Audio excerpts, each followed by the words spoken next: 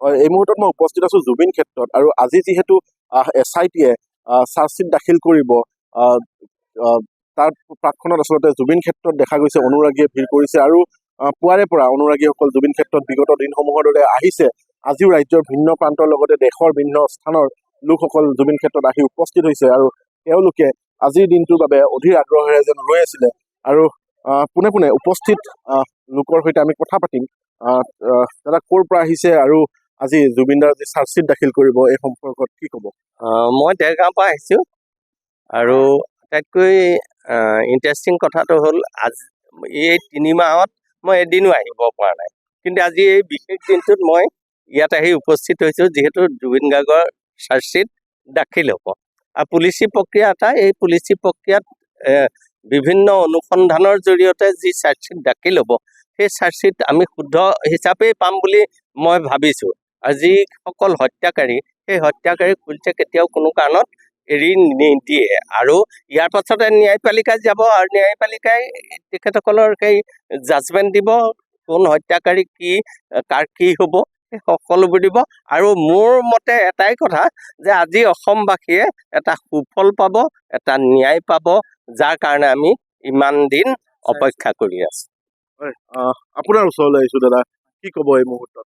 মই বোলে আমি ন্যায় বিচাৰোঁ আৰু যিহেতু আমি মৰমৰ শিল্পী এজন সেইকাৰণে আমি ন্যায় বিচাৰোঁ। তাৰ কাৰণে আহিছোঁ, মই নলবাৰীৰ পৰা আহিছোঁ। সেইকাৰণে মানে আমি যদি ন্যায় বিচাৰোঁ সেইটো আমি আশীৰ্বাদ কৰিছোঁ। এই মুহূৰ্ততো যি আমি ক'লো যে উপস্থিত লোকসকল দেৰগাঁৱৰ পৰা আহিছে, নলবাৰীৰ পৰা আহিছে।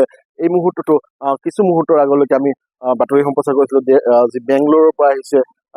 ৰাজ্যৰ লগতে দেশৰ ভিন্ন প্ৰান্তৰ পৰা অনুৰাগীসকল আজিৰ দিনটোতো জুবিন ক্ষেত্ৰত এনেদৰে আহিছে আৰু প্ৰাণৰ শিল্পীগৰাকীৰ ন্যায় প্ৰসংগটো যি আজি চাৰ্জশ্বিট দাখিল কৰিব সেই সম্পৰ্কটো আচলতে মন্তব্য কৰিছে আৰু অনুৰাগী আছে। আমি তেওঁলোকৰ সৈতে কথা পাতিম। বাইদেউ, আপোনাৰ সৈতে এই অলপমান কথা পাতো।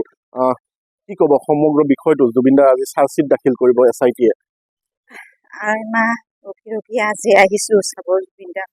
জীয়াই থাকোঁতেতো জুবিনদাক চাব নাপালোৱে। মৃত্যুৰ পিছতে গম পাইছোঁ জুবিনদা আমাৰ কাৰণে কি আছিল।